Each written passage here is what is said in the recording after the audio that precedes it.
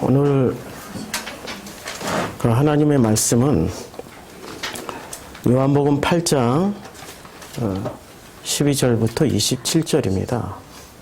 오늘 우리를 대표해서 중보기도 해주신 이 기도가 너무 좋아서 참 이렇게 우리 대표하는 중보기도가 이렇게 사람에게도 감동을 주는구나. 우리 아버지의 감동을 이렇게 나눌 수 있게 해주신 우리 한 주간을 위해서 그렇게 기도를 해주셨던 그 마음이 제가 그대로 느껴져서 참으로 고맙고 감사합니다. 오늘 설교를 시작하기 전에 동영상을 먼저 하나 볼 거거든요. 근데 이 동영상이 어떤 내용이냐면 아무리 작은 것이라도 큰 것과 똑같고 아무리 큰 거라도 작은 것과 같다라는 내용입니다. 이게 바로 그 프랙탈 우주 이론인데요. 이 우주 이론은 이미 그 오래전부터 수많은 학자들에 의해서 그 논의가 됐고 아인슈타인까지도 그렇다라고 확증을 지은 이 이론입니다. 이것을 보고 나서 제가 말씀을 전하겠습니다.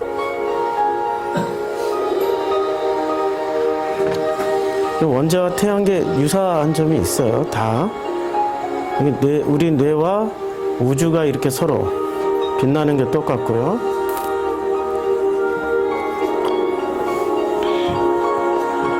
이제 사람을 무한히 확대해 보는 겁니다. 사람을 무한히 확대해 보는 거예요.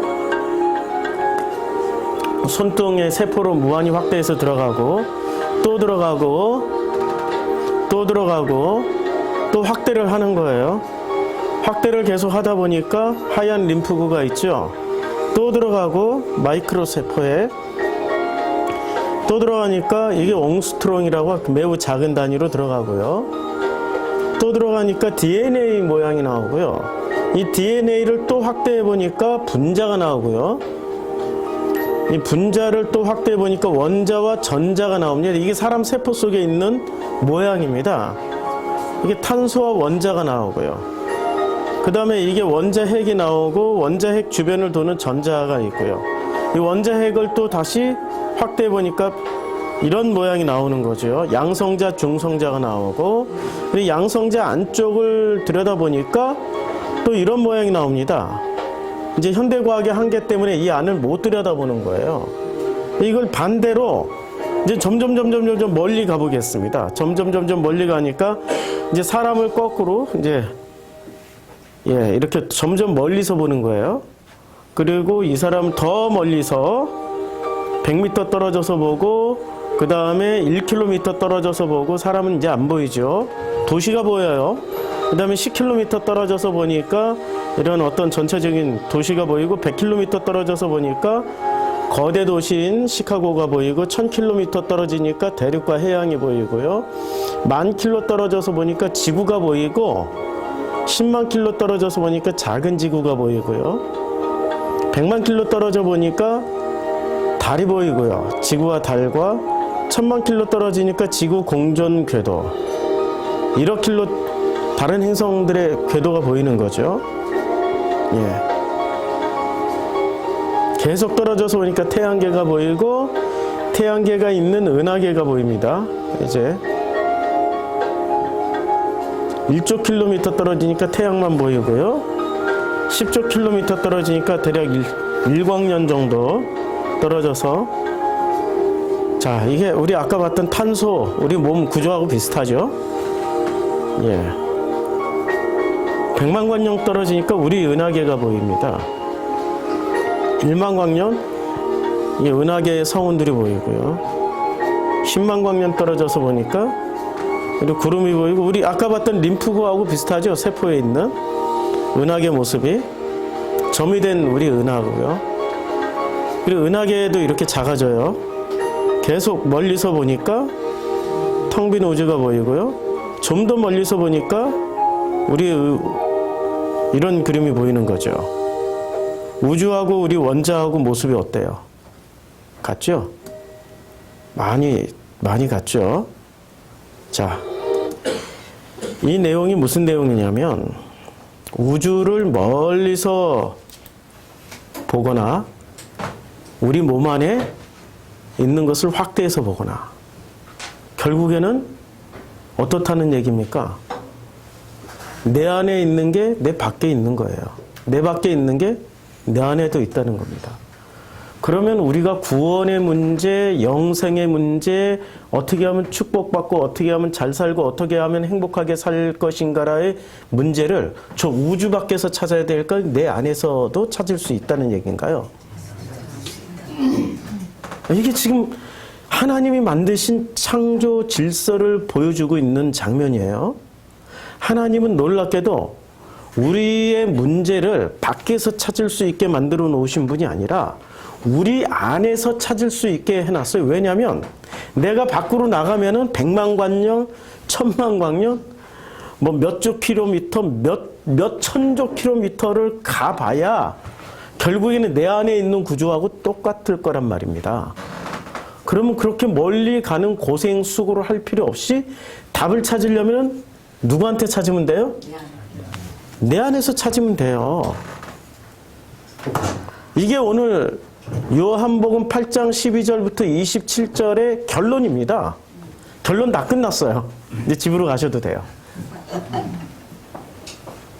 그렇게 멀리 찾아갈 필요가 없어요. 우리 안에 답이 있어요. 우리 안에 모든 문제의 해결책이 다 있다는 거예요. 그런데 나는 나 자신을 무시하는 거예요. 나 자신을 무시하고 나보다 더 세 보이고 나보다 더 위대해 보이고 나보다 더 뛰어나 보이는 그것을 찾아가서 답을 구하려고 그래요. 저희 교회에서는 그 답을 이렇게 가르쳐 주죠. 답은 몰라. 답을 아는 순간부터 그건 답이 아니고 우리를 얽어매고 있는 하나의 율법 시스템이 되어서 결국에는 우리는 그 답의 노예가 될 수밖에 없기 때문에 그 답을 계속 넘어서야 되는 거예요. 과학의 한계 때문에 우리 세포 밑으로 더 못 들어갔고 과학의 한계 때문에 우주 밖으로 더 못 나가는 것뿐이에요. 끊임없이 무한히 영원히 확대할 수 있고 영원히 축소할 수 있는 게 오늘 본 동영상의 핵심 내용이란 말입니다. 답이 어디 있어요 도대체? 그런데 설교자들은 끊임없이 답을 주려고 그래요.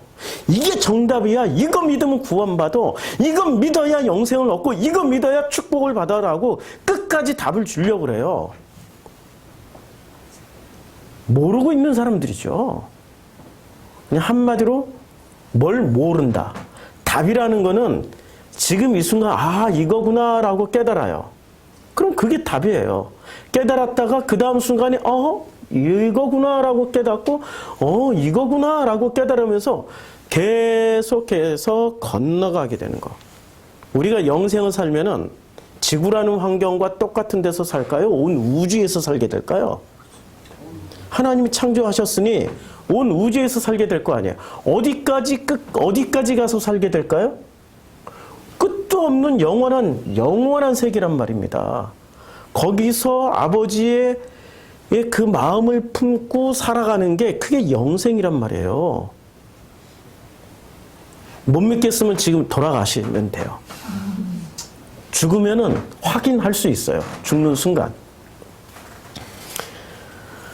8장 12절에 보면 예수께서 또 말씀하여 이르시되 나는 세상의 빛이야. 예수께서 뭐라고 말씀하셨어요? 나는 세상의 빛이야 라고 말씀하셨어요. 그러니까 예수님이 나는 세상의 빛. 우리가 다 하도 이 지식을 좋아하시는 분들이 있어가지고 오늘은 헬라어, 히브리어로 써봤어요. 그런데 이게 중요합니까? 이거 몰라도 돼요, 이런 거 몰라도 돼요. 헬라어, 히브리어 몰라도 돼요. 이게 뭐가 중요해요? 이거 지식으로 챙긴다고 그 무한한 우주에서 어떻게 써먹을 수 있습니까? 이거 안다고 자랑질 해봐야 무한한 우주에서 얼마나 창피하고 쪽팔려요. 차라리 모르면 모른 채로 모릅니다 하는 게 더 당당한 거죠.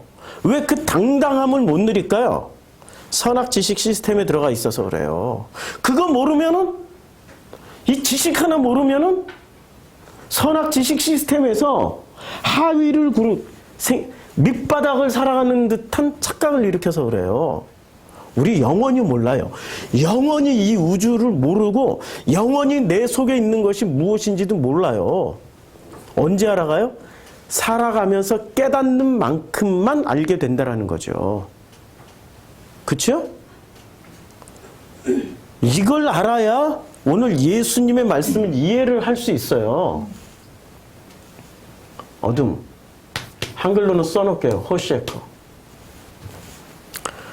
예수께서 말씀하여 이르시되 나는 세상의 빛이야.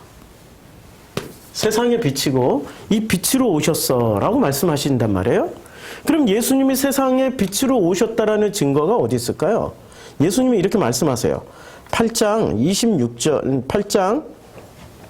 25절에 이렇게 말씀하고 있습니다. 나는 처음부터 너희에게 말하여 온 자야. 처음부터 누구에게 말을 했어요? 지금 너희들이 누구예요? 바리새. 지금 이 논쟁이 바리새부터 시작되는 논쟁이에요. 자, 바리새인이 이르되, 그렇죠? 바리새인들과 논쟁을 하는데 바리새인은 무엇을 대표하고 있죠? 나는 처음부터 너희에게 말하여 온 자니라 라고 말씀하고 있어요. 이 바리새인들이 믿고 있고 바리새인들이 읽고 있고 바리새인들이 날마다 암기하고 있는 게 뭐였어요? 성경이죠. 그러면 그 성경을 처음부터 말한 사람이 누구였어요? 예수였다는 얘기예요. 그러니까 성경 최초의 성경이 어디 있습니까? 처음 시작하는 성경 창세기잖아요. 창세기에서 뭐라고 말씀하고 있어요? 태초에 하나님이 천지를 창조하시니라. 땅이 혼돈하고 공허하며 흑암이 깊음 위에 있고 하나님의 영은 수면 위에 운행하시니라. 하나님이 빛이 있으라 하시니 빛이 있었고라고 누가 말씀했다는 거예요? 예수께서 말씀하셨다는 거예요. 처음부터 말을 했잖아. 그러면 처음부터 하신 말씀이 뭐예요? 지금 창세기 1장 1절과 2절은 하나님이 말씀하신 장면입니까? 아니면 기록자가 기록을 한 장면입니까? 기록자가 기록했죠. 그러면 하나님이 말씀하신 그 장면은 몇 절부터 시작해요? 3절부터 시작하잖아요. 하나님이 말씀하시되 빛이 있으라 하시니 빛이 있었고, 그러니까 1절과 2절은 하나님 말씀하신 게 아니고 기록한 사람이 기록한 거예요. 그냥 설명하기 위해서. 근데 하나님이 말씀하신 건 1장 3절부터 시작했죠. 그럼 하나님이 1장 3절 인류에게 최초로 하신 말씀이 무슨 말씀이었어요? 빛 얘기했어요. 빛. 이 빛 얘기했다고요. 빛쟁이가 아니고 빛이라고요. 우리말은 다 발음이 같아. 빛이나 빛이나 발음이 같아요. 그래서 뒤 구절을 빛이 있다, 빛을 얻었다, 빛이 있다. 우리 모음에 바로 그 뭐라고 그러죠? 이렇게 여는 법칙이라고 그러나? 예. 자, 이건 중요한 얘기가 아닙니다. 자, 8장에 보면은 예수님이 8장 25절에 이렇게 말씀하셔요. 나는 처음부터 너희에게 말하여 온 자니라. 이렇게 처음부터 말을 했는데 뭐라고 말씀하셨어요? 가장 최초로 예수님이 우리 인류에게 하셨던 말씀이 뭐였어요? 빛이 있으라고 말씀하신 거예요. 그래서 8장 12절 또 예수께서 말씀하여 이르시되 나는 세상에 뭐예요? 빛이에요. 세상에 빛이라니까요. 그러면 이 세상에 빛이신 예수님이 이미 인류 전체에게 뭐라고 말씀하셨어요? 빛이 있으라고 말씀하셨죠. 그럼 빛이 있어야 되잖아요. 빛이 있으십니까? 빛 가운데로 살고 계십니까? 물어보면 헷갈리죠. 예, 노력은 하고 있는데 아직 아니라는 얘기죠. 노력은 하는데 상태를 보자고요. 하나님이 이르시되 빛이 있으라 하시니 빛이 있었고 라고 말씀하실 때 말씀하시기 전에 우리의 상황이 어땠어요? 땅이 나라는 존재가 어떻게 돼요? 혼돈하고 공허하며 흑암이 깊음 위에 있었어요. 그러니까 빛은 누구에게 필요해요? 내가 원래 빛이 있었고 빛이 환한 사람에게 빛이 필요합니까? 아니면 혼돈하고 공허하며 흑암이 깊음 위에 있는 나에게 필요한 겁니까? 그럼 그럼 예수는 혼돈하고 공허하며 흑암이 깊음이 있는 곳에 그 사람들에게 필요한 거예요? 아니면은 지금 나는 빛이야 라고 생각하는 사람들에게 예수님이 필요한 겁니까? 그렇죠? 흑암과 땅이 혼돈하고 공허하며 흑암이 깊음에 있는 사람들에게 필요한 게 예수님이시죠? 그런데 예수님하고 이야기하고 있는 사람들이 지금 누구세요? 바리새인들이에요. 그럼 바리새인들을 혼돈하고 공허함의 흑암이 깊음에 있다라고 생각하는 사람들이에요? 자기들이 빛이라고 생각하는 사람들이에요? 자기들이 빛 가운데로 걸어가고 있다고 생각하는 거예요. 그러니 대화가 되겠어요? 대화가 안 되죠. 절대 안 되죠. 그런데 이 바리새인들이 나는 빛이야 라고 자신들의 빛이라는 증거물을 뭐로 삼고 있어요? 근거를 안식일 지킨 거로. 안식일 지킨 거로. 아니 십계명 중에 안식일 하나만 가지고 주장하고 있어요. 살인하지 말라도 아니고 거짓 증거하지 말라도 아니고 도둑질하지 말라도 아니고 내 이웃을 해하려고 거짓 증거하지 마 이런 것도 아니고 내 이웃의 아내를 탐낸 간음하지 마도 아니고 그리고 또 나 위에 다른 신을 섬기지 마도 아니고 내 앞에 우상을 두지 말도 아니고 내 이름을 망령때 일컫지 마 이런 것도 아니고 오직 하나 뭐예요? 안식일. 이 사람들이 빛으로 자신들이 빛이야 라고 근거로 삼고 있는 게 이게 바로 안식일. 10계명 중에 제일 지키기 쉬운 게 뭐예요? 요거란 말이야. 요거 안식일. 안식일. 그 날만 안식일을 어떻게 지켰어요? 아무 일 안 하는 걸로. 아무 일 안 하는 거 그게 쉬운 일인가요? 어려운 일인가요? 엄청 어려운 일이에요. 엄청 어려운 일이에요. 얼마나 어려운 일이냐면 아르헨티나에서 실제로 유대인들 사는 지역과 한국인 사는 지역이 같아요. 아르헨티나에 사시는 우리 집사님 아파트에 유대인들이 절반, 한국인이 절반. 아니야. 그 좌우지간 비슷비슷하게 살아가요.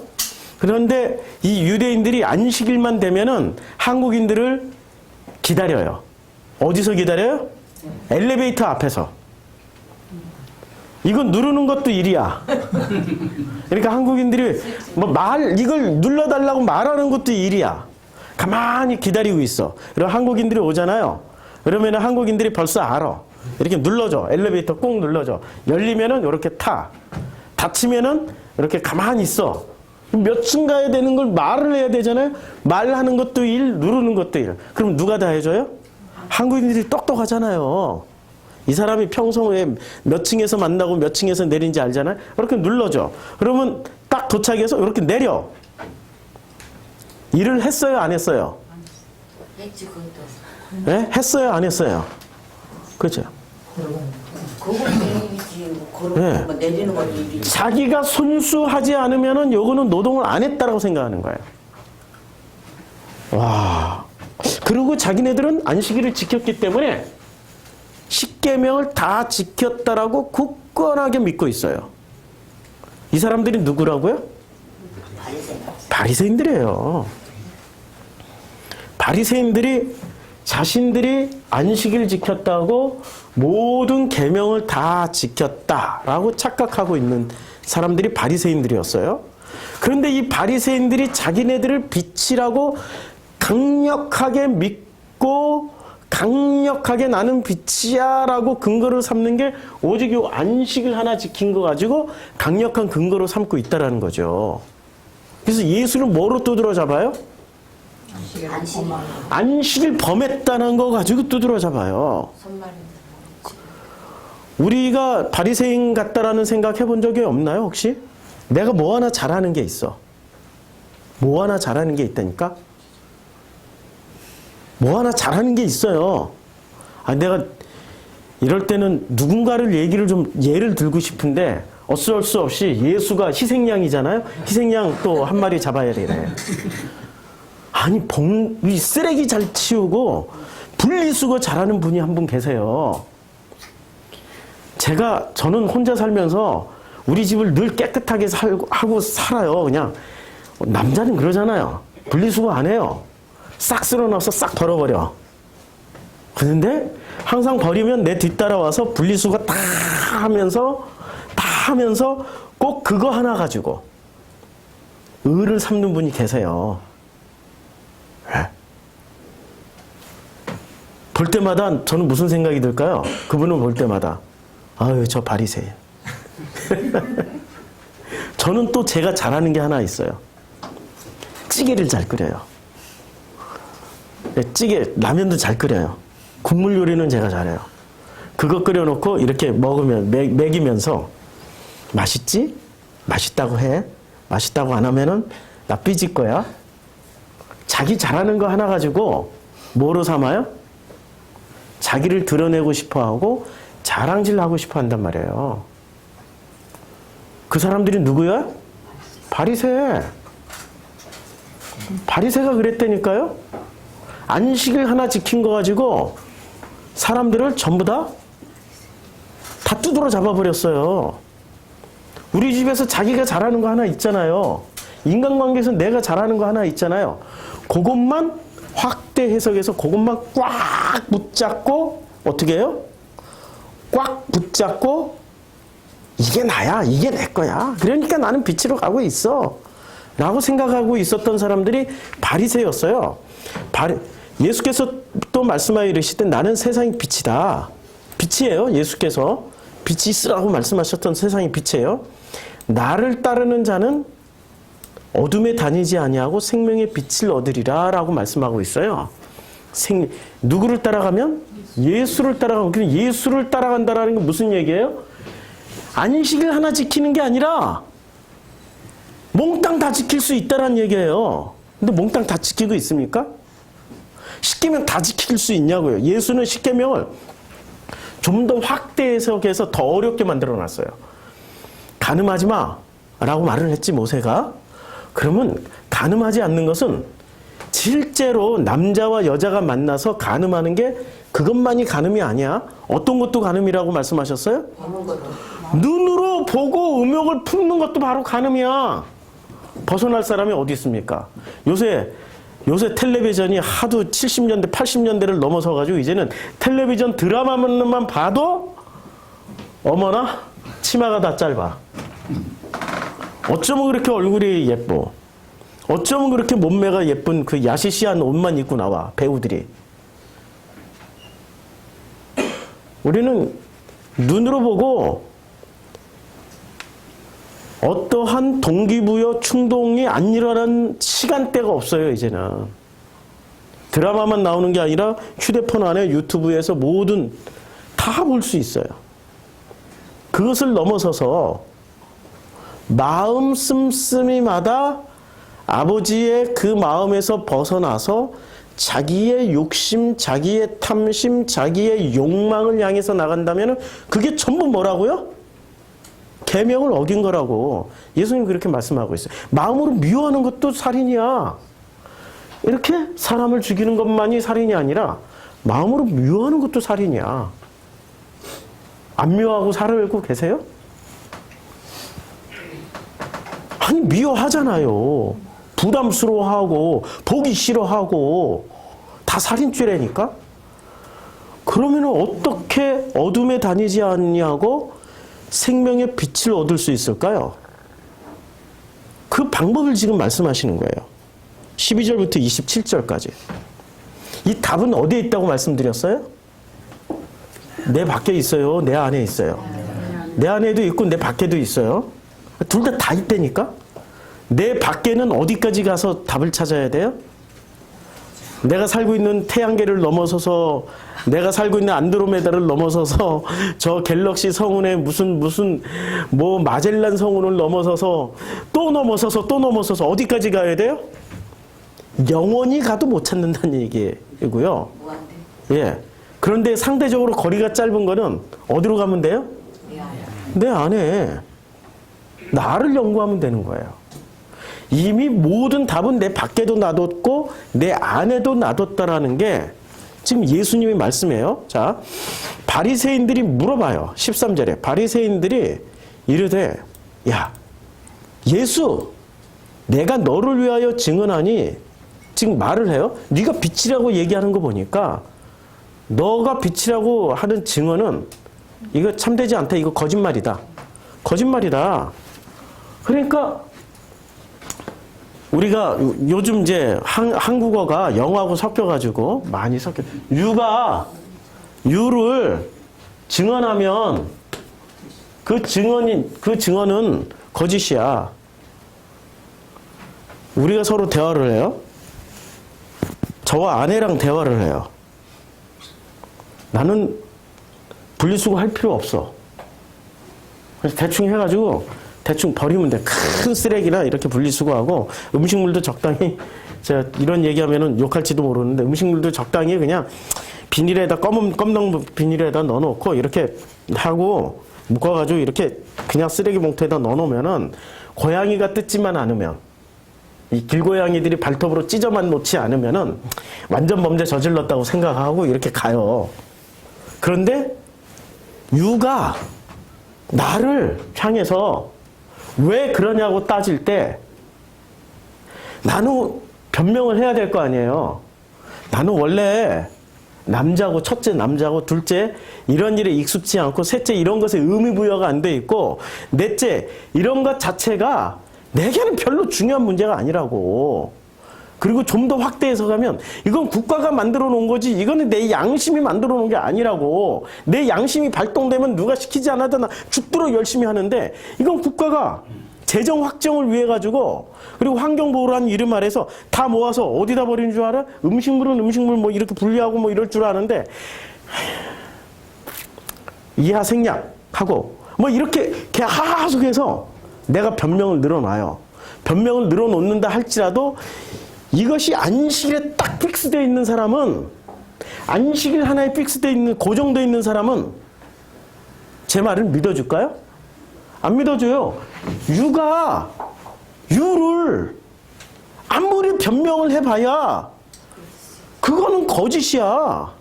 왜냐면 내 머릿속에 네가 말하는 게 그 논리 구조가 안 들어오니까 내가 안 믿어. 평행선이죠. 기찻길 두 개가 이렇게 평행선, 절대로 만날 수가 없는 거죠. 그런 상태가 되는 거거든요. 그러니까 네가 말하는 증언은 참되지가 않아. 왜냐면 네가 네 얘기하는 거지. 네가 네 얘기하는 거잖아. 그러면 바리새인들이 원하는 게 네 얘기하지 말고 누구 얘기해달라는 얘기예요? 그렇죠. 자기 얘기해달라는 거야. 자기 얘기. 제가 목회를 지금 32년째 하고 있습니다. 얼굴이 이렇게 동안이라 사람들이 안 믿으시는데, 32년째, 24살부터 교육전도사부터 시작해가지고 지금 32년째 목회를 하고 있는데, 32년째 전도사부터 시작해서 목사까지 이렇게 목회를 오래 하다 보니까 어떤 걸 체험하게 되냐면, 우리 성도님들이 한국교회의 목회자를 대하는 태도를 32년 동안을 체험하게 된 거예요. 한국교회의 목회자는 어떤 포지션에 있죠? 예? 어떤 포지션에 있죠? 그 목사를 통해서 구원받고자 하는 게 있단 말이에요. 그 목사를 통해서 축복받고자 하는 게 있단 말이에요. 그 목회자를 통해서 자기가 원하는 것을 얻어내고자 하는 게 있단 말이에요. 그리고 그 목사를 통해서 자기의 외로움, 땅이 혼돈하고 공허하며 흑암이 깊은 곳에 있는 자기의 문제를 해결받고자 하는 게 있단 말이에요. 그렇죠? 아니, 여기는 그런 분들이 안 오셨나 봐. 조용한가 보니까. 그런 분들하고 대화를 하면은 대화가 잘 될까요? 사람 대 사람, 친구 대 친구로 대화를 하면 대화가 되는데, 그분들이 일단 목회자를 뭐로 놓고 봐요? 중재자로 놓고 보는 거죠. 신과 자기 사이의 중재자로 놓고 보는 거잖아요. 신과 나 사이에, 신이라는 존재와 나 사이에 중재자로서 목회자를 놓고 본단 말이에요. 신과 나 사이에 중재자로 놓고 본다면은 그 사람, 그러니까 신과 나 사이에 요 중간에서 나라는 존재의 뜻을 신에게 전달해주고 신이라는 뜻을 나에게 전달해주는 요 중재자, 요 사람을 전문 용어로 뭐라고 그러는지 아세요? 나라는 인간의 뜻을 신에게 전달해주고 신의 뜻을 나에게 전달해주는 요 중재자를 전문 용어로 뭐라고 그러는지 아시냐고요? 요 전문 용어로 샤먼이라고 합니다. 샤먼을 우리말로 해석을 하면은 무당이라고 그래요. 무당이 이 일을 하잖아요. 무당이 이 일을 하잖아요. 신들려가지고 여기에 문제 있는 사람 놔두고 문제 있는 나를 놔두고 신들려. 여하튼 어떤 형식으로 신이 들려. 신이 들려가지고 신의 뜻을 이 사람에게 얘기를 해주잖아요. 그러면 이 사람의 뜻을 신에게 전해주고 있잖아요. 이것을 샤먼이라고 그러고 우리말로는 무당이라고 하는 거예요. 제가 무당 역할을 하기 싫어가지고 목회를 10년 동안 안 했어요. 무당이 하기 싫어서 안 했다니까. 한국교회는 목회자를 뭐로 보고 있어요? 무당으로 보고 있어요. 그러니까 복채 바치듯이 신방 가면 복채 드리고 무슨 뭐 일 있을 때마다 복채 드리고 봉투 드리잖아요. 어느 순간 우리가 양복 입은 무당이 돼 있는 거죠. 중재자가 돼 있단 말이에요. 그러면은 진짜 목회자는 이 나의 뜻을 받아서 신에게 전달해주고 신의 뜻을 받아서 나에게 전달해주는 목회자는 무당이에요. 그렇죠? 그럼 어떻게 해야 돼요? 나와 신을 직접 만나게 해주는 그냥 중매장의 역할만 하면 되는 거죠. 근데 제가 중매장의 역할을 지난 6년 동안 했어요. 5년까지 했고 지금 6년째 하고 있는데 6년째 하다 보니까 어떤 일이 발생합니까? 나 혼돈하고 외롭고 흑암이 깊은 곳에 있고 공허해요. 이 문제 좀 해결해 주세요 라고 저한테 해결을 원하는 분들이 계세요. 제가 해드릴 수 있을까요? 해주면 뭐가 돼요, 제가? 무당 되죠. 안 해줘야죠. 그거 하기 싫어서 목회 안 했는데. 목회를 안 했어요, 10년 동안. 그거 해주는 순간 나는 뭐가 돼요? 인간과 사람 사이에 중재자가 돼가지고 가로막는 역할을 해요. 예수와 사람들 사이에 중간에 누가 끼었어요? 12제자들이 끼었죠. 그 중에 대표가 누가 끼었어요? 베드로가 끼었죠. 그래서 베드로가 어이 오지마! 오지마! 너희 어린아이들은 돈도 안 되니까 오지마! 이랬을 때 예수가 뭐라고 그래요? 내게 오는 사람들을 막지 마! 내게 오는 사람들을 막지 마! 하나님 아버지께로 오는 사람들을 누가 막고 있어요? 목회자들이 맡고 있었죠. 지금 그 일을 누가 하고 있어요? 바리새인이 하고 있단 말이에요. 요 일을 지금 바리새인이 하고 있어요. 그럼 바리새인은 빛의 역할을 하고 있지만 실제로 빛의 역할을 하고 있지만 하나님 보시기에 이 사람들이 빛이에요? 어둠이에요? 어둠이죠. 그러니까 바리새인들의 입장은 지금 어떻게 생각하고 있어요? 난 스스로는 빛이야. 나는 빛이야. 나는 빛이니까 내게로 오면은 너희들의 뜻을 하나님께 전해주고 하나님 뜻을 너희들에게 말을 해줄게 하는 사람들이 누구였어요? 바리새인들이었어요. 한국교회 바리새인들이요. 제발 들을 귀를 가지고 듣고 깨달아라 좀. 깨달아라 라고 얘기했다고 기분 나빠할지도 모르니까 바꿔야지. 제발 좀 깨달으세요. 부탁드립니다. 진심입니다. 그 일을 지금 바리새가 하고 있었어요. 그러면 이 사람들은 지금 어둠을 걷고 있는 중이잖아요. 그렇죠? 어둠을 걷고 있는 그 사람들이 지금 뭐라고 얘기를 해요? 바리새인들이 예수에게 네가 너 스스로 얘기하니까 참되지 않아. 그럼 너 스스로 얘기하지 말고 누구 얘기를 지금 빌리란 얘기예요? 이 논리 구조에서 누구 얘기를 빌리라고? 너가 너 스스로 얘기하니까 믿질 못하겠다고 직접 신이 증명하든지 아니면 요 신의 대리자인 누구요? 예, 바리새. 중재자들을 통하여서 얘기를 하면은 내가 믿어줄게. 지금 그런 얘기란 말이에요. 너 스스로 얘기하지 마. 네가 아무리 말을 해도 우리가 그걸 안 믿어. 중재자들을 통해서 얘기를 하면 내가 들어줄게. 그러니까 일종의 무당들을 통해서 얘기를 하면 들어줄게. 자, 프로시쿠마에서 전하고 있는 이 메시지가 복음이기 때문에 진리이기 때문에 여기까지 오셨잖아요. 근데 우리는 확인을 누구한테 받으려고 그래요? 하나님한테 직접 받는 게 아니라 누구한테 꼭 확인을 받으려고 그래요? 그렇죠.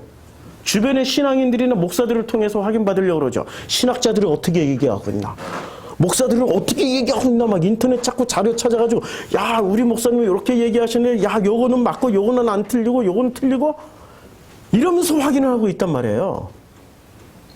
그 모습이나 바리새들이 지금 예수가 너가 너 스스로 증언하니까 그건 참되지 않아. 이 논리 구조하고 똑같다는 얘기예요. 지금 이 논리 구조가 14절. 예수께서 대답하여 이르시되, 예수께서 직접 말씀을 하세요. 내가 나를 위하여 증언하여도 내 증언이 참되다. 내가 나를 위해서 증언하는 거예요.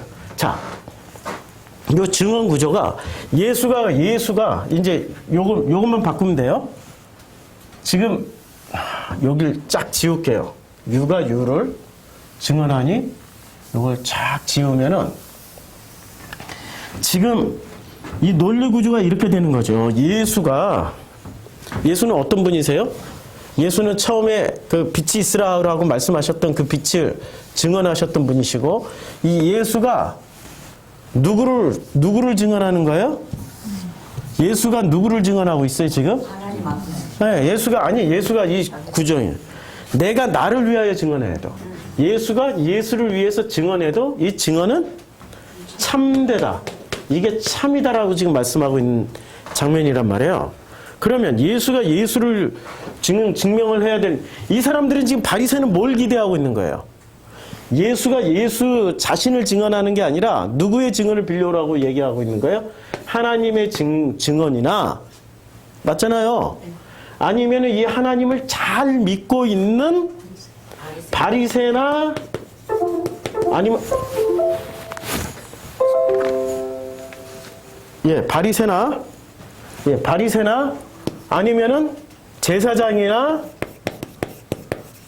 뭐 이런 권위 있는 자들, 이 중재자, 일종의 무당들의 증언이 있어야만이 참되다라고 믿고 있는 거죠.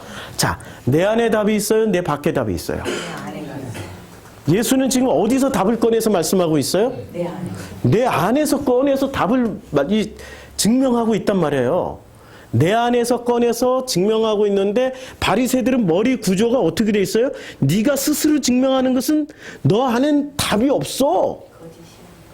너도 문제 있는 자잖아. 너도 봐, 성전에서 승질 내가지고 지금 8장이란 말이에요. 그럼 2장에서 어떻게 했어요? 성전을 뒤집어 엎어버렸잖아요. 그리고 뭐라고 그랬어요? 욕도 했잖아요. 이 독사의 새끼들아 막 하고. 안 믿어지시죠? 예수가 욕했다는 거. 욕도 했잖아. 너 안식일도 안 지켰잖아. 그거 아무것도 안 지킨 네가 너를 위해서 증명을 해? 우리가 그걸 어떻게 믿어? 너 같은 인간은 외부로 밖에서 증명을 해줘야 돼. 누가? 만군의 하나님께서 증명을 해주든지, 아니면 만군의 하나님이 라이센스 그냥 줬잖아. 라이센스? 목사 무슨 아니 이런 빼고 자도 비판 많이 한다. 그러니까 바리새, 사두개, 제사장이란 직분을 줬잖아. 그 직분을 가지고 있는 사람들이 이렇게 증명을 해주면은 맞잖아. 그러면 우리가 믿어줄게. 이런 얘기예요. 그런데 예수는 이 논리 구조를 어떻게 해요? 완전히 깨버리고, 내가 나를 위하여, 내가 나를 위하여 증언하여도 내 증언은 참돼요. 가끔 사람들이 목사님들이 저한테 전화를 많이 주세요. 많이 주세요. 아니 1년에 한두 번 받아도 많이 받는 거예요. 왜냐면 목사들이 하도 이 복음에 갈급해하지 않으시니까 저한테 전화를 하면은 꼭 물어봐요. 목사님이 지금 설교하는 그 내용은 어느 책에서 나옵니까? 어떤 책을 읽어야 그걸 확인할 수 있죠? 어떤 신학자가 그렇게 얘기를 했어요? 꼭 무엇으로 확인하려고 그래요? 책이나 무슨 뭐 신학자들이나. 자, 지금 제가 증거하는 거는 뭐를 증거해요? 내 속에 있는 거 증거하는 거예요. 지금 내 속에 있는 거. 그런데 이 사람들은 뭐로 확인받고 싶어 해요? 바리새 제사장들의 논리 근거를 같은 논리란 말이야. 이해가 되죠? 같은 논리를 물어봐요. 그러면 제가 어떻게 대답을 해줄 수 있어요? 그게 책이 없어요. 그렇게 주장하신 신학자도 없어요. 제가 책을 엄청 많이 읽어서 신학자들도 엄청 공부를 했고 없으면 없고 있으면 있다라고 얘기를 해줘요. 없어요 진짜. 없으니까 어떻게 해요? 대답을 해줄 수 없죠. 자, 예수는 분명히 말씀하십니다. 8장 14절에 나는 내가 어디서 오며 어디로 가는 것을 알아요. From, 나는 나를 증거해도 참되다라는 증거를 뭐로 삼아요? 나는 어디로서부터 와서 from, 어디로 가는지를 알아요. 그런데 너희는, 그러니까 자기 밖에서, 그러니까 자기 안에서 찾는 사람은 내가 어디로부터 와서 어디로 갔는지를 알아요. 근데 자기 밖에서 찾는 사람들, 바리새, 사두개, 서기관들은 너희는 내가 어디서 오며 어디로 가는 것을 알지 못한다. 이 장면이 똑같은 장면이 3장에서 나옵니다. 니고데모라는 사람이 있었어요. 그래서 니고데모에게 진실로 내게 이르노니 사람이 거듭나지 아니하면 하나님 나라를 볼 수 없다라고 그래요. 그러니까 니고데모가 물어봐요. 아니 어떻게 늙으면 어떻게 거듭날 수 있습니까? 자기 늙었다는 얘기예요. 그러니까 이걸 서로 논쟁하다가 하나도 못 알아들으니까 주님이 뭐라고 말씀하세요? 바람이 임의로 불면 내가 그 소리를 들어도 어디서 와서 어디로 가는지 알아요? 몰라요? 알지 못하나니. 지금 이게 from where? from to where? from where? to where예요. 지금 이게 from 어디? where? to where? 어디로 가냐? 어디로 가서 어디로 가냐? 이 얘기입니다. 똑같죠? 자, 8장. 자, 어디로 와서 어디로 가는지 모른다. 이렇게 말씀하고 있어요. 자, 어디서 오며 어디로 가는 것을 누구는 알아요? 예수는 알아요. 그럼 우리도 어디로 와서 어디로 가는지를 알면은 우리는 참이에요.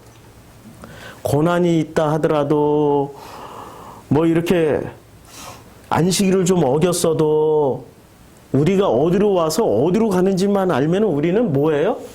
참이에요.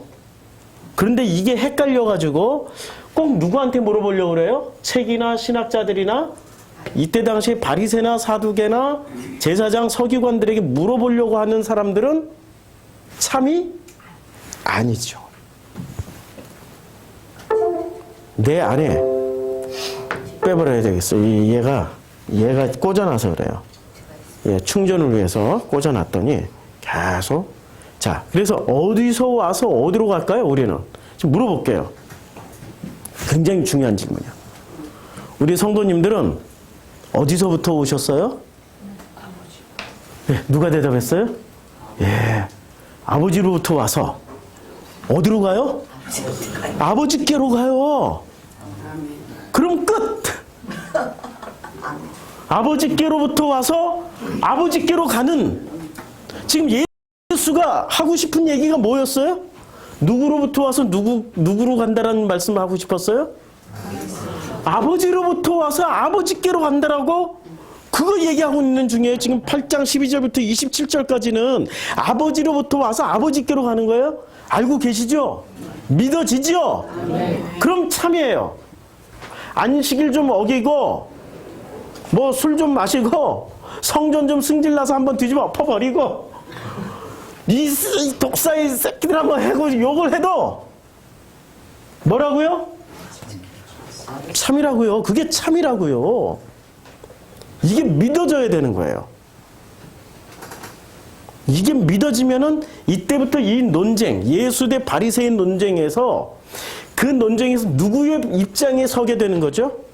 그때부터 예수의 입장에 서서 바리새인을 바라보게 되는 거예요. 근데 예수의 입장에 서지 않으면은, 그러니까 아버지로부터 와서 아버지에게로 가지 않고 누구로부터 와서 누구로 간다라고 믿어요? 바리새부터 바리새.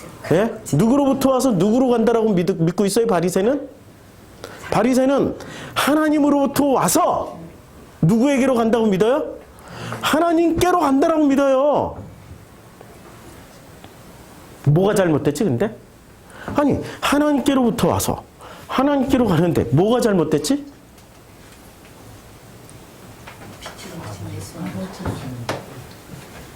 하나님께로부터 와서 하나님께로 간다라고 믿고 있었던 사람들이 바리새, 서기관, 사두개, 제사장들이었어요. 신은 지금 어디서 존재해요? 신은 지금 어디서 존재하냐고요. 지금 내 안에 존재하고 있어요. 그 신이 저 우주 어딘가에서 존재하고 있어요. 우주 어딘가에서 존재하고 있죠. 그리고 그 신을 찾아가. 언제까지 찾아가? 우리 우주 보여줬잖아. 지금 시작하기 전에. 언제까지 어디까지 찾아가? 영원히 찾아갔는데 무지개를 잡을 수 있는 사람 손 들어봐요. 무지개를 잡을 수 있는 사람 손 들어보시라고. 아무도 없어. 무지개를 잡으러 다니는 사람들이란 말이에요. 무지개를. 그 신은 어디서 만들어진 신이에요? 하나님 스스로 존재 증명한 신이 아니고 자기들이 만들어 놓은 신이기 때문에 끝까지 자기 자신을 어디서 찾으러 가는 거예요? 자기 자신을 나한테서 못 찾고 누구한테 찾으러 가요? 너한테 찾으러 다녀. 너한테. 나를 내 속에서 찾지 않고 너한테서 찾으면 어떻게 됩니까? 판단 정죄해. 만나는 사람마다 야, 저 목사님이야말로 진짜다. 그래서 또 교회를 옮겨. 그래서 옮겨서 몇 달 경험해봤더니 저 인간이랑 내가 지나왔더니 똑같네? 또 이렇게 검색해서 또 찾으면 저 목사님이야말로 진짜 참다 하고 또 옮겨. 그때 또 어떻게 돼? 또 흉가어물이 있지. 목사를 찾아다니는 게 아니라 실제로는 누구를 찾아다니는 거였어요? 신을 찾으러 다니는 거였죠. 참 그게 되냐고요. 그도 인간이고 나도 인간인데. 그렇잖아요? 그러니 언제까지 찾아다녀요? 그런 식으로 찾으면 영원히 찾게 된다고. 방법을 바꿔야 된다니까. 누구에게 답이 있어요? 너에게 답이 있는 게 아니라 나에게 답이 있는 거야. 노래가 있네. 뭐 너에게로. 제가 노래를 못하는 게 나에게로 뭐 그런 노래가 있어요. 이 멜로디는 생각나는데 노래를 하는 순간 다 웃을 것 같아서 못하겠어. 그러니까 예수는 분명하게 어떤 분이세요? 내가 8장 14절 내가 어디서 오며 어디로 가는 것을 알고 있는 분이세요. 그런데 지금 바리새나 사두개나 서기관들이나 제사장들은 자기가 어디서 와서 어디로 가는지를 모르는 거예요. 굳건하게 어떻게 믿고 있냐면 자기네들은 하나님으로부터 나서 어디로 간다고 믿고 있어요? 천국 간다라고 믿고 있는 거예요. 이게 지금 유대인들의 굳건한 믿음이에요. 근데 하나님으로부터 나지 않았다라는 것을 예수께서 말씀을 해주세요. 너희는 너희 아비 마귀에서 났어. 벌써 자, 마귀에서 났으니, 아비 마귀에게서 났으니 천국 가요? 못 간다는 얘기예요. 대화가 안 돼, 지금 대화가 안 돼. 왜 안 돼요? 나라는 존재 안에서 답을 찾은 분과 답을 끊임없이 너를 보면서 찾고 있는 사람들은 대화가 안 돼요. 나를 들여다봐야죠. 내가 왜 화가 나고, 내가 왜 승질이 나고, 왜 내가 이렇게 무시당하고, 왜 내가 이렇게 경멸을 당하게 되는 이런 느낌을 가지고 살아가야 되는지, 왜 내가 이렇게 불편하고 힘들고, 왜 모든 사람들이 나를 무시하는 것처럼 느껴지고, 이 답을 어디서 찾아야 돼요?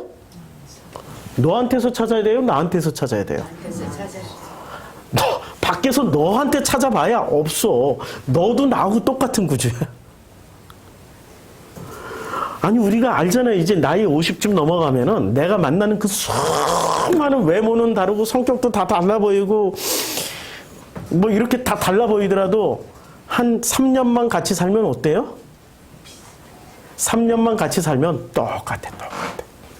아니, 내가 인생을 덜 살아서 그런가 봐. 3000년만 같이 살면 어떻게 돼요? 똑같아. 우리 영원히 살 거니까. 3만 년쯤 같이 살면은 똑같다니까? 그래도 안 믿어져요? 그러면 한 30만 년쯤 같이 살아봐요. 네가 나고 나가 네가 되는지, 아니면 너와 나는 아직도 또 다른 존재인지, 내가 존경할 게 더 있고 네가 나를 존경해 줘야 되는 건지, 한 30만 년쯤 같이 살아보자고. 영원히 사는 거니까. 똑같다고요. 그거 보여주고 있는 거예요.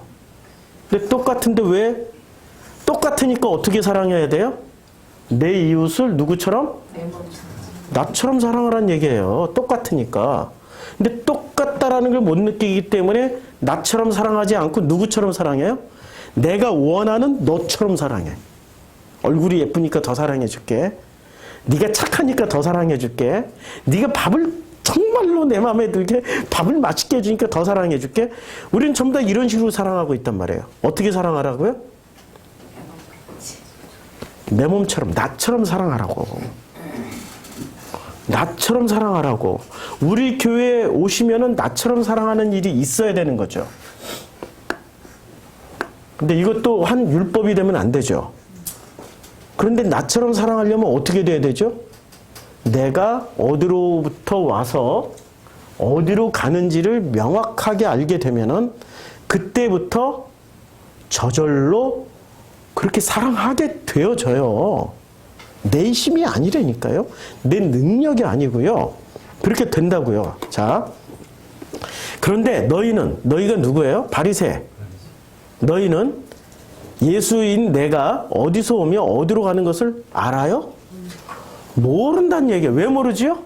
이 사람들의 도식은 어디에 사로잡혀 있어요? 바리새, 제사장, 서기관들은 도식이 어떻게? 하나님으로부터 와서 천국 간다라고 믿고 있기 때문에 그래요. 하나님으로부터 와서 천국 간다라고 믿고 있기 때문에 절대 깨달을 수가 없어요. 우리는 누구로부터 와서 누구에게 가요? 예, 아버지께로부터 와서 아버지께로 가는 거예요. 우리의 생명을 누가 만들었기 때문에? 아버지가 만들어줬잖아요. 나라는 존재를. 그러면 아버지로부터 와서 나라는 존재를 만들어줬기 때문에 아버지가 아니고 이웃집 아저씨가 만들어줬죠? 그 큰일 나죠? 그쵸? 이웃집 아저씨가 만들어줬기 때문에 여기 이웃집 아저씨란 말이에요. 이 사람들은. 사두개 바리새인들은 그렇게 믿고 있어요. 이웃집 아저씨가 만들어줬고, 왜냐하면 아버지라고 하는 것보다 하나님이라고 말하는 게 훨씬 더 권위가 세 보이고, 훨씬 더 정통성 있어 보이고, 검증 가능하고, 존재 증명 가능하고, 체험 가능하다고 믿고 있기 때문에 이분들은 아버지라고 안 믿고 하나님이라고 믿고 있는 거예요. 그래서 세상 모든 종교는 아버지라고 부르는 종교는 없어요. 전부 뭐라고 불러요? 신이라고 불러요. 신. 알라 신, 가네 신, 무슨 뭐 그 신이라고 아우라 마지다 신이라고 다 불러요. 절대 아버지라고 안 불러요. 그렇죠? 그런데 누구만 아버지라고 불러요 지금? 모세도 아버지라고 안 불렀고 아브라함도 아버지라고 안 불렀고 여호수아도 다윗도 아버지라고 안 불렀어요. 그런데 누가 와서 아버지라고 불러줬어요? 예수.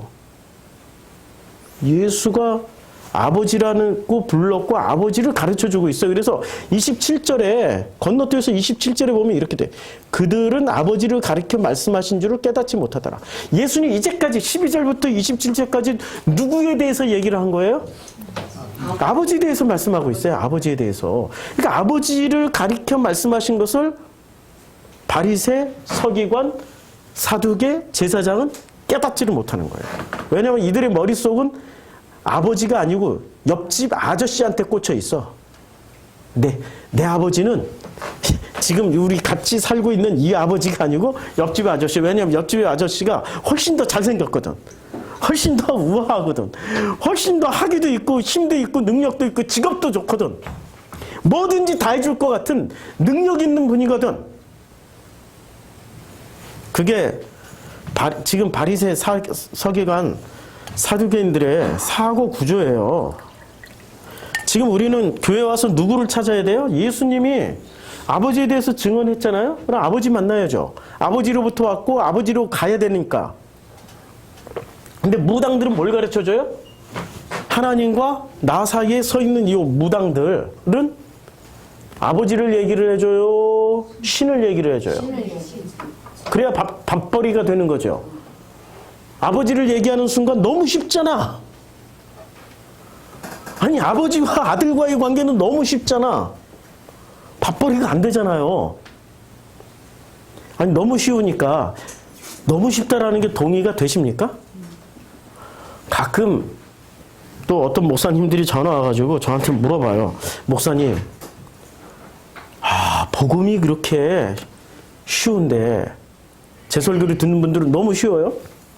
왜냐하면 구원받는 게 뭐 열심히 드리고 바치고 섬기고 기도해서 구원받는 게 아니라 어떻게 해야 구원을 받아요? 그냥 아버지와 나와의 관계 회복만 되면 돼. 끝! 너무 간단하잖아. 그런데 목사님 설교는 왜 그렇게 어려워요? 결정타를 매기는 거야 저한테. 왜 그렇게 어려워요? 아니 제 설교가 어려운 게 아니라 당신들 머릿속에 들어있는 논리 구조가 지금 깨어나지 못해서 어렵다고. 어디에 담겨 있어요? 내 머릿속 구조는 하나님 믿고 천국 가자라고 돼 있는데 이게 깨져야 예수의 증언은 참되다라는 것을 그냥 생각할 필요도 없이 아멘 하고 믿어지는 거죠. 이해가 되죠? 못 깨는 사람들이 어려운 거지 깨고 나면 너무 쉬워요. 자, 8장 그 15절 너희는 무엇을 따라 판단을 해요? 육체. 육체라는 단어가 이게 사르크스입니다. 너희는 육체를 따라 판단을 한다라고 지금 말씀을 하고 있는데 15절에 이 육체가 자 육체를 따라 판단한다. 이게 사르크스예요. 근데 이 사르크스가 요한복음 어디서 나오죠? 요한복음 1장 13절 14절에서 나옵니다. 요한복음 13절에 이는 혈통으로나 육정으로나 요게 육정으로나 요게 사르크스예요. 육정으로나 사람의 뜻으로 나지 아니하고 오직 하나님께로서 난 자들이다. 하나님을 우리는 어떻게 읽으면 돼요? 아버지로 읽으면 돼요. 아버지께로 난 자예요. 자 14절. 그런데 말씀이 무엇이 되어서 왔을 때 육신이 되어서 왔을 때 이게 사르크스예요. 자 그러면 이제 너희는 육체를 따라 판단을 해요. 근데 이 바리새, 서기관, 사두개, 제사장은 육체를 따라 판단하는 사람들이에요? 아니면 거룩함을 따라서 판단하고 있었던 사람들이에요? 거룩함을 따라서 판단했던 사람들이에요. 누구의 거룩함을 따라서 판단했어요? 하나님의 거룩함을 따라서 판단했던 사람들에게 예수는 뭐라고 팍 날려줘요? 육체를 따라 판단하고 있었다라고 얘기를 해주는 거예요. 아니 분하고 억울하지. 지금 바리새 사두개들이 듣기에는 서기관들이 듣기에는 너무 분하고 억울한 거야. 아니 우리가 언제 사르크스 고깃덩어리 같은 육체를 따라서 판단했냐고. 우리는 오직 거룩하신 하나님의 뜻에 따라서 판단을 해왔지. 언제 우리가 육체를 따라서 판단한 적이 있냐고 라고 항변을 할 거 아니에요. 그렇죠? 근데 예수는 왜 너희는 육체를 따라 판단했다라고 말씀을 하셨을까요? 이 사람들은 거룩을 따라서 판단했는데 그 거룩을 거룩함을 이 사람들은 어디서 찾아요? 하나님에게서 찾나요? 자기 자신에게서 찾나요? 하나님에게서 찾는 거죠. 그래서 하나님의 거룩이 어떻게 되길 바라요? 하나님의 거룩이 자기에게 임하셔서 나도 거룩해지기를 원하잖아요. 이분들이 누구셨어요? 바리새, 서기관, 사두개인들이에요. 바리새, 서기관, 사두개인들이 하나님의 거룩이 자기에게 임해서 나도 거룩해져서 어떻게 된다고요? 천국 간다고. 이렇게 지금 열심히 그 거룩함을 위해서 오욕칠정을 끊어버리시고 3,000배를 하시고 열심히 하시는 분들이 계시죠. 가끔 사람들이 물어요. 아유, 저분들도 마음을 얘기하시고 열심히 선하게 살고 착하게 살고 열심히 그렇게 하는 행위를 보면 거기가 진리 같다고. 거기가 진리가 아니고 거기가 바리새, 서기관, 제사장급이라는 얘기예요. 우리는 거룩함이 하나님에게 있는 게 아니라 누구한테 있어요? 아버지에게 있는데 그 아버지가 나를 어떻게 해줘요? 왜? 자녀니까, 아들이니까. 내가 거룩하니까 너희도 거룩해. 이미 끝났어. 아니, 구약 성경이 말씀하고 있잖아요. 내가 거룩하니, 레위기에 수없이 얘기했잖아. 내가 거룩하니 너희도 거룩해. 무엇 때문에? 제사 드려서 열심히 행위를 해서 열심히 드리고 바쳐서 섬겨서 열심히 연기 피워가지고 하나님께 보내드려서? 아니고 어떻게? 아들이니까. 내 DNA를 네가 가지고 있지? 그럼 되는 거야. 원래 내 DNA는 거룩하니까 너희도 거룩해. 거룩하다라는 게 오해 없으시기를. 이 거룩이라는 단어가 행위의 거룩일까요? 입은 옷이 거룩일까요? 예? 구약 성경에 따르면 행위가 거룩하다는 얘기예요? 입혀준 옷이 거룩하다는 얘기예요? 창세기 3장에는 어떤 옷 입고 있어요? 어떤 옷을 입고 벌거벗었잖아. 창세기 2장에 벌거벗었으나 부끄럽지 아니하더라. 근데 창세기 3장 넘어가면서 무슨 옷을 입어요? 선악과 홀라당 따먹고 무화과 잎으로 지들이 만들어 놓은 옷. 그걸 하나님이 어떻게 입어요? 확 바뀌어버리지. 그 옷이 거룩하지 않다라는 거야. 그러니까 언제 거룩하고 언제 거룩하지 않아요? 선악을 취했을 때는 거룩하지가 않아요. 옷 자체가. 그런데 하나님의 은혜 입고 에덴 동산에서 나갈 때 입혀줬던 그 옷, 가죽옷은 거룩하다는 거야. 여호수아 대제사장에게 처음에는 거뭇거뭇 쓸리다만 옷 같은 옷을, 더러운 옷을 입고 있었는데, 거룩하지 않은 옷을 입고 있었는데 주님이 천사에게 명령해서 그 옷 뺏기고 새 옷, 거룩한 옷 입혀. 깨끗한 옷, 거룩한 옷을 입고 나니까 그 옷이 어떤 옷이 돼요? 거룩한 옷. 관계 회복이 됐다는 얘기예요. 그렇죠? 거룩해지려면 어떻게 해야 돼요? 거룩한 옷을, 거룩한 행위를 한다고 거룩한 옷을 입는 게 아니고 관계 회복을 하면 돼요. 관계 회복을 하면은 선악에서 어디로 넘어가요? 생명으로 건너가요. 근데 선악에서 생명으로 건너가는 게 정말 힘든 사람들이 여기 계셔요. 바리새, 서기관, 사두개, 제사장들. 왜 힘들죠?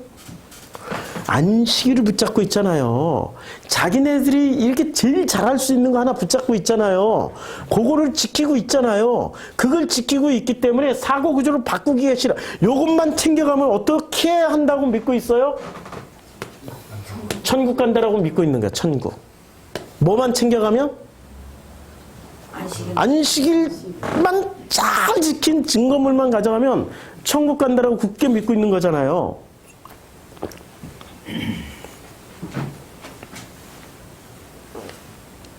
교회에 나와서 챙겨가는 것들이 있죠. 우리 교회 말고 다른 교회, 그 교회 가서 챙겨가는 게 있죠. 자기 나름대로 하나씩 챙겨가잖아요. 뭐든 하나 챙겨가잖아요. 간절히 기도했다든지, 그냥 열심히 막 그냥 교회 청소를 했다든지, 뭐 하나 챙겨가잖아요. 그 챙겨간 걸로 어떻게 믿고 있어요? 천국 갔습니다. 천국 간다라고 믿고 있는 거죠. 안식일을 챙겨 천국 가는 바리새인들이나 하나님과의 관계를 통해서 그 관계 중에 열심히 뭔가를 하나 했던 행위를 통해 가지고 천국 간다라고 믿고 있는 지금 교회 성도들이나 뭐가 달라요? 똑같죠. 그러니까 이렇게 챙겨가는 사람들은 뭐라고 해요? 육체를 따라 판단하는 사람들이에요. 판단을 너에게 정죄를 하지만 나는 이렇게 천국 간다라고 믿고 있기 때문에 천국 가지 못할 행동을 하고 있는 예수한테 충고하고 있는 거란 말이에요. 걱정하지 말아요. 우리는 아버지와 아들의 관계로 회복했기 때문에 옷을 입혀주셨어요. 옷 입고 있는 이상은 이런 행위로 판단이 들어오더라도 걱정 안 해도 돼요. 걱정 안 해도 돼요.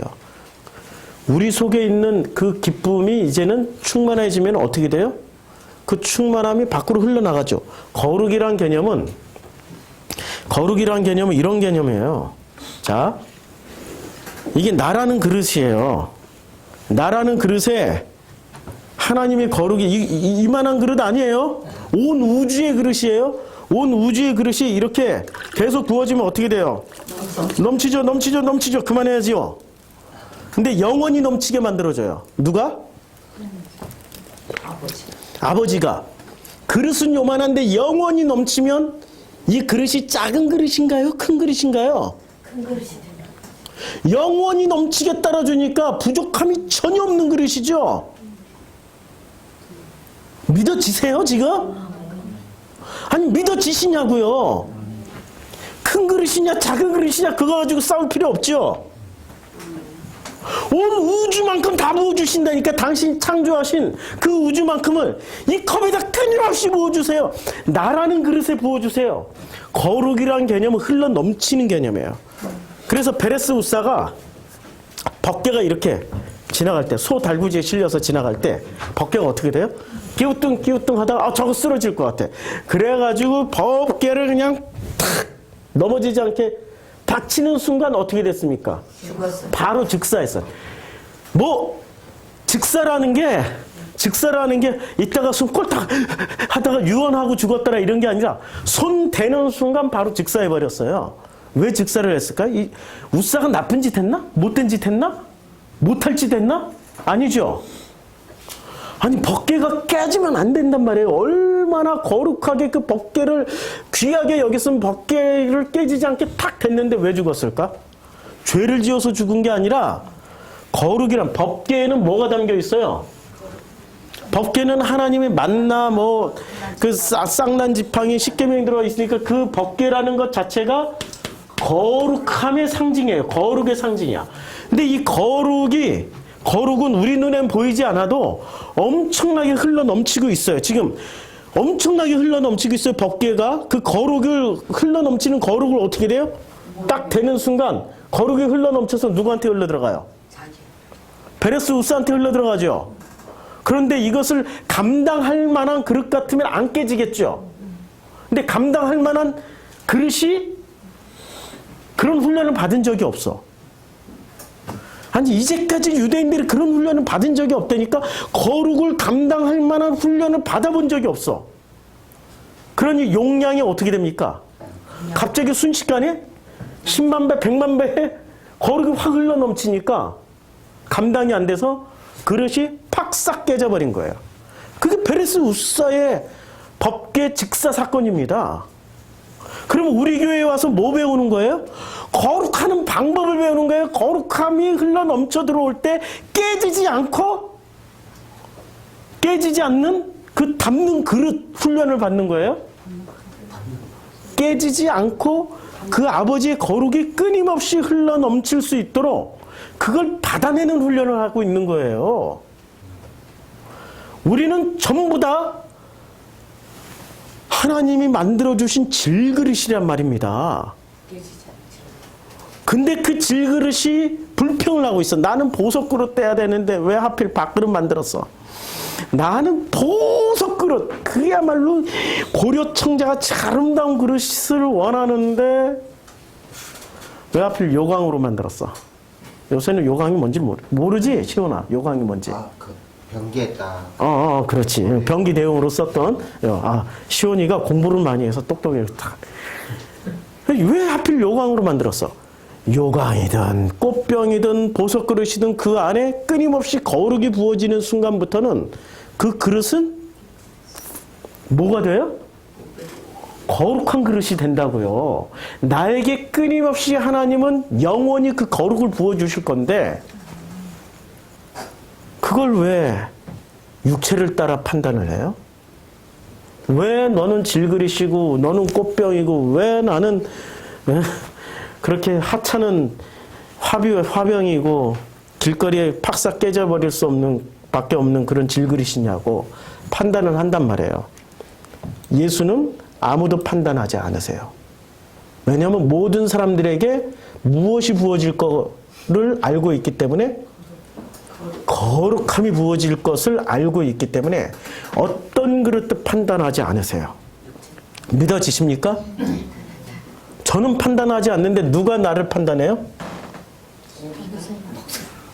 왜 판단하죠? 내가 보여지는 거룩만 보고 있는 거야. 내 속에 부어지고 있는 거룩이라는 것을 보질 못하고 자기 안에 거룩이 없으니 남의 눈에 남을 봐도 거룩이 없는 거야.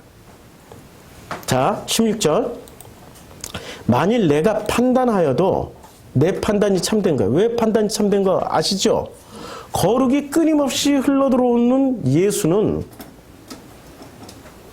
다른 사람들에게 흘러들어가는 부어주실 그 거룩을 보면서 말씀하는 거지 바리새처럼 그 육체적인 사르크스 같은 판단을 하지 않으신다라는 거죠. 이는 내가 혼자 있는 것이 아니요 나를 보내신 이와 나와 함께. 거룩은 누구로부터 온다는 얘기예요? 그럼 나를 보내신 그 아버지께로부터 오기 때문에 나는 내가 충만하고 그 거룩이 흘러넘치기 때문에 너희들에게 판단받을 일이 없어. 너희들이 만약에 나를 판단하면 누구를 판단하는 거야? 아버지를 판단하는 죄를 짓기 때문에 너희들은 바로 심판이야. 누구를 심판하는 거야? 이 사람들이 지금? 예수를 판단하는 순간 아버지 하나님을 판단해버리는 거야. 그게 심판이라고요. 자, 너희 율법에 두 사람의 증언이 참되다 기록되어 있으니 어느 목사님이 두 사람의 증언을 뭐로 해석하냐면 신약과 구약. 그분 수준에서 그렇게 해석을 하셨던 모양이에요. 신약과 구약. 그래서 신약에도 나오고 구약에도 나오고. 예수님이 두 사람의 증언이 참되다. 두 증인을 얘기할 때 이 신약 성경이 쓰여졌습니까? 안 쓰여졌죠? 그러면 구약 성경만 가지고 두 증인을 찾아야 되는 거죠? 그렇죠? 그러니까 이분은 뭐를 빼먹었어요? 예수님 당시로 들어가서 그 장면을 보고 그 장면 속에서 설교 준비를 한 게 아니라 지금 2000년 후에 신약과 구약이 완성된 후에 그걸 가지고 판단하고 그거 가지고 설교 준비를 해버리신 거예요.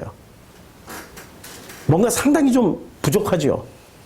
부족해요? 그런데 그런 분들도 진리를 말한다고 하고 있어요. 성경을 대하는 태도가 깊지 않으신 거죠. 두 증인이 뭘까요? 두 증인을 여기 써놨어요. 두 증인이 제가 여기다 써놨나? 신명기. 자, 여기서 보면 이제 12절부터 15절까지는 전체적인 내용을 가지고 뭐라고 얘기를 했냐면은 빛과 어둠과 누구로부터 네가 말하고 있는 그 논리적 근거를 대라고 얘기하는 장면이에요. 근데 논리적 근거를 다 댔더니 지금 유대인들이 뭐라고 얘기해? 바리새인들이 야, 네가 네 걸 증명하는 거 보니까 너는 참되지 않아. 근데 예수는 스스로 나는 참돼. 왜냐하면 아버지께서 끊임없이 거룩을 부어주시기 때문에 나라는 존재가 아니라 나에게 거룩을 부어주시는 그분이 있기 때문에 내가 참돼, 내 판단이 참돼, 내 판단이 참되니 이는 내가 혼자가 있는 것이 아니요 나를 보내신 이가 나와 함께 계심이기 때문이야. 자, 17절. 너희 율법에도 두 사람의 증언이 참되다 기록하여.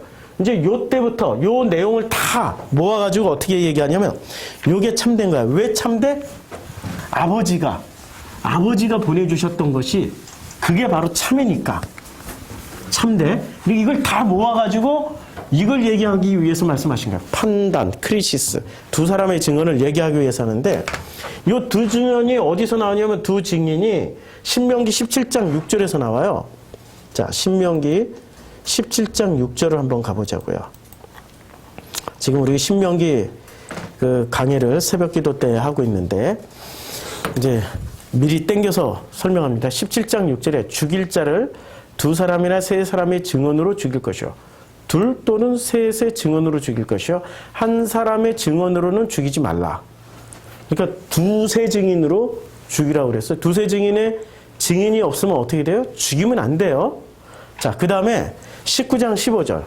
신명기 19장 15절에서도 그 두세 증인이 나옵니다. 19장 15절에 보면은 사람이 모든 악에 관하여 또한 모든 죄에 관하여는 한 증인으로만 정할 것이 아니요 두 증인의 입으로나 또는 세 증인의 입으로 그 사건을 확정할 것이며 여기는 둘 또는 셋을 얘기했단 말이에요. 둘 또는 셋을 얘기했어요. 구약 성경에서는. 근데 예수님이 이것을 둘 또는 셋을 뭐로 바꿨어요? 예. 뭐로 바꿨냐면은 나를 8장 17절 너희 율법에도 두 사람의 증언이 참되다 기록되었으니 두 증인이 도대체 뭐지? 예수님이 말씀하실 때는 항상 근거를 어디다 두고 말씀하세요? 과거 역사여 성경에다 근거를 두고 말씀하세요? 성경에 근거를 뒀죠? 그럼 성경에 두 증인이 있어요. 어떤 증인이 있죠? 성경에 두 증인. 성경의 창세기 2장과 3장에 뭐가 나와요? 첫째는 창세기 2장의 생명. 그 다음에 창세기 2장, 3장의 생명, 선악, 지식이 나와요. 그러면 이 두 증인이 합해야 죽일 수 있어요. 하나만 가지고 죽이면 안 돼요. 그렇죠? 자, 너희 율법에도 지금 여기는 너희 율법이라고 그랬어요. 그럼 율법은 뭐죠? 율법의 대표 10계명. 그러면 10계명은 무엇에 기초해서 쓰여졌다라는 거? 두 증인에 의해서 쓰여졌는데 두 증인이 뭐예요? 선악 지식과 생명이라는 증인에 의해서 쓰여진 거예요. 그러면 10계명을 만약에 생명 빼고 선악이라는 지식으로 읽게 되면 10계명은 뭐가 되죠? 거룩해지는 계명이에요? 심판받는 계명이래요. 그렇죠? 왜 심판받는 계명이죠? 아무리 지켜봐야 지킬 수 없다라고 주님이 얘기했잖아요. 마음으로 품어도 살인이고 마음으로 품어도 간음이고 마음으로 생각만 하고 있어도 거짓 증언이고 마음으로 야 저거 가지고 싶다라고 생각하는 순간 우상 숭배고 절대 벗어날 수 없죠. 아무도 벗어날 수 없어요. 그러니까 선악 지식으로는 절대 안 돼요. 10계명을 선악 지식으로. 근데 이제까지 바리새인들, 사두개인들, 서기관들은 예수를 지금 두 증인이 아니라 어떤 증인만 가지고 예수를 판단하고 있어요? 선악 지식이라는 증인을 통해서 예수를 판단하고 있었단 말이에요. 근데 이 선악 지식이 생명으로 덮이면 어떻게 됩니까? 생명이 선악 지식을 덮는 순간 10계명은 지켜야 될 계명으로 바뀌어요? 아니 지켜야 될 계명이에요? 양자 입양증명서 혼인 서약서로 바뀌어요. 혼인 서약서로 바뀌어버려요. 혼인 서약서. 예. 혼인 서약서 또는 뭐로 바뀌어요? 양자. 예, 입양 증명서예요. 그러면 양자 입양이 됐어요? 그럼 양자 입양 증명서가 됐으면 영원히 양자야. 아들이라니까 양자 입양 증명서 사인만 하면은 이거는 내가 사인하나요? 부모가 사인하나요? 양자 입양하나? 아니, 그 양자 입양 당하는 그 아이가 사인을 해요? 아니면 양자를 입양시켜주는 부모가 사인을 해요? 부모가 누구랑 사인을 해요? 누구랑 계약을 체결해요? 이 아들하고 체결을 해요? 이 아이하고 체결을 해요? 아니면 고아원하고 체결을 해요? 고아원에 가서. 아니 그러니까 고아원은 국가를 대변하는 국가와 부모가 계약을 체결하는 거죠. 양부모가. 네. 나라는 존재는 없어요. 선택권이 없죠. 그래서 여기서 주님이 뭐라고 얘기하냐면 세상 이야기를 합니다. 자, 세상 이야기를 하는데, 자, 세상에 예수께서 이르되 너희는 어디서 나요? 아래에서 났어. 너희는 아래에서 났어. 어디서 나요? 아래가 너희는 이 세상이야. 그러니까 아래에서 났어.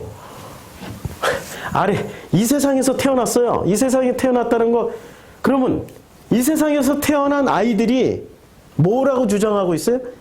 내가 양부모를 고를 수 있다고 생각하고 있고, 자기가 직접 양부모랑 사인해서 계약 체결을 할 수 있다고 생각하는 거예요. 근데 지금 아버지는 누구랑 계약 체결을 해버려요? 너하고 체결 안 하고 이 세상하고 계약 체결해버려요. 깨달을진저 좀 믿으시라고. 이걸 믿으시라고 계약을 체결해요. 지금 예수는 철저하게 무슨 얘기하고 있어요? 아버지를 회복하라고 얘기하고 있어요. 근데 유대인들이 이걸 알아들을까요? 왜 못 알아들어요? 선악지식. 선악지식으로 만들어내신 분이 누구예요? 아버지예요? 신이에요? 신을 만들어냈어. 그런데 이 두 증인에 따르면 이분은 누가 돼요? 양자 입양을 당한 우리는 두 증인을 통해서 뭐를 깨달아요? 야, 아버지네? 또 다른 말로 신랑이네? 이걸 깨닫는 거예요. 두 증인을 통해서. 그쵸? 선악지식은 생명에 덮이고 나면 더 이상 선악은 선악이 아니고 뭐가 돼요? 살리는 생명이 돼요. 그래서 어제 우리 밴드에다 제가 동영상 하나 올렸죠. 보셨어요? 제가 올리면 꼭 보세요. 거기에 보면은 어떤 내용이 들어가 있습니까? 정말 선한 행동을 하고 있는 어떤 사람을 보여준단 말이에요. 근데 선한 행동을 한다고 이 원어 성경하는 분들은 저거 선한 행동이 저거 율법이야, 저런 거 할 필요 없어, 그냥 우리는 막 살면 돼, 마음껏 살면 돼. 그야말로 거룩이 뭔지, 하나님의 은혜가 뭔지, 사랑이 뭔지를 전혀 모르는 분들. 그것을 뭐로 보라는 얘기예요? 선한 행위를 생명으로 덮어서 봤더니 뭐로 보여요? 사랑으로 보이는 거예요. 양부모가 나를 입양할 때는 무슨 목적을 가지고 입양합니까? 못된 부모 같으면 그렇게 할 수 있지. 근데 우리 아버지는 정말 좋은 분이에요. 어떤 목적으로 입양을 해요? 사랑해 주려고 입양을 한 거 아니에요. 사랑해 주려고, 생명을 주시려고. 믿어지세요? 그 생명을 받고 살고 그 사랑을 받고 사는데 왜 자꾸 그 사랑이 부족한지, 왜 자꾸 누구를 봐요? 하나님과 신과 나 사이에 있는 누구를 봐? 옆집 아저씨. 예, 옆집 아저씨를 봐. 옆집 아저씨 이름이 샤먼 무당. 요즘은 있잖아요. 이름이 있잖아, 요즘에. 이렇게 스펠링을 바꿨잖아. 이렇게 안 쓰고 스펠링을 이렇게 바꿨잖아. 예. 자꾸 이분들을 본다고요. 확증을 여기서 얻으려고. 자, 계속 읽어나갈게요. 시간이 좀 걸리더라도 오늘 다 끝낼게요. 자, 이해 못해. 이제 그들이 물어요. 누구한테? 예수에게 물어요. 내 아버지가 어디 있느냐? 드디어 예수가 아버지 얘기를 하니까 내 아버지가 어디 있느냐? 예수께서 대답하시되 너희는 나를 알지 못하고 내 아버지도 알지 못하는도다. 나를 알았더라면 내 아버지도 알았다. 제가 지금 이런 말씀 드리고 싶어요. 정성필을 알았더라면은 정성필을 양자 입양해 주신 아버지도 알았을 텐데, 정성필을 통하여서 아버지를 보지 못하고 정성필을 통하여서 누구만 보려고 그래요? 신만 보려고 하니까 어떻게 돼요? 걸려 넘어져서 옆집 아저씨 찾아다녀. 옆집 아저씨 찾아다녀. 이런 옆집 아저씨 찾아다니는 사람들 보면 제 마음이 어떨까요? 뜨겁지. 찢어지지요. 제 마음이 찢어지지요. 진짜 아버지가 여기 있는데 왜 옆집 아저씨를 찾아가냐고.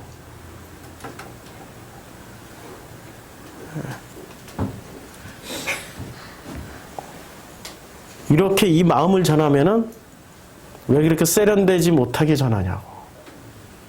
왜 이렇게 내 마음을 기분 나쁘게 전하냐고. 기분 나쁜 상태로 전하냐고. 그런 거 가지고 따져. 그게 논리근거가 어디서 오는 거예요? 선악지식. 거기에 선악지식으로 판단하고 있는 거죠. 선악지식으로 판단하는 순간 예수는 아무도 판단하지 않아요. 그렇죠? 그러니까 예수는 아버지의 아들 맞아요. 근데 판단하는 순간 이 사람은 누구 자리를 지금 침범하고 있는 거예요? 신의 자리를 침범하고 있는 거죠. 누구? 아버지의 자리를 차지하고 있는 거예요. 그것을 우상이라고 그러고, 이것을 하나님의 이름을 망령되 일컫는 것이고 나 위에 다른 신을 섬기고 있는 거예요. 자기 자신을 신으로 섬기고 있는 거죠. 20절 이 말씀은 성전에서 가르칠 때 하필 헌금함 앞에서 했어요. 왜 하필 헌금함 앞에? 헌금함이라고 번역을 한 게 맞을까요? 아니 이게 지금 과거에는 헌금함이라고 얘기 안 하고요. 과거에는 연보함이라고 번역을 했어요. 제가 이게 개정이란 말이에요. 이 성경을 살짝 바꿀게요. 개역 한글로 8장 20절 연보궤 앞에서 연보궤를 뭐로 바꿔버렸어요? 헌금으로 바꿨어요. 아니 연보를 왜 헌금으로 바꿨죠? 응? 헌금이라고 해야 헌금을 많이 하니까. 8장 20절에 이거는 좀 짚고 넘어가야 될 재밌는 성경이라 8장 20절의 내용을 보면은